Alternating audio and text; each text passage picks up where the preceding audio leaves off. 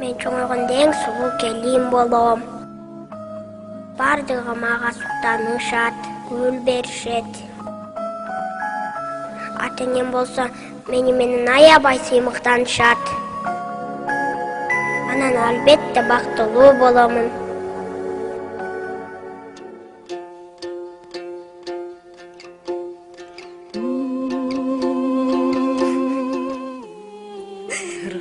Ыргыштайсың.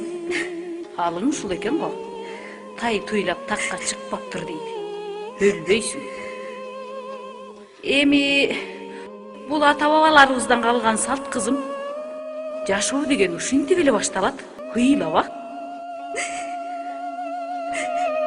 Токтогула, кыз ала качуу салт эмес, бул оор кылмыш. Балдарыбыздын тагдыры тамаша эмес, улутубуздун келечегин жабыркатпайлы. Мыйзам бар. Кыз ала качкандар Кыргыз Республикасынын кылмыш кодексинин 155-беренесинде 5 жылдан 7 жылга чейин жоопко тартылат. Эгер сиз ушундай окуяларга дуушар болсоңуз, Арулан кризистик борборуна кайрылыңыз. Байланыш телефон 032 22 556 08.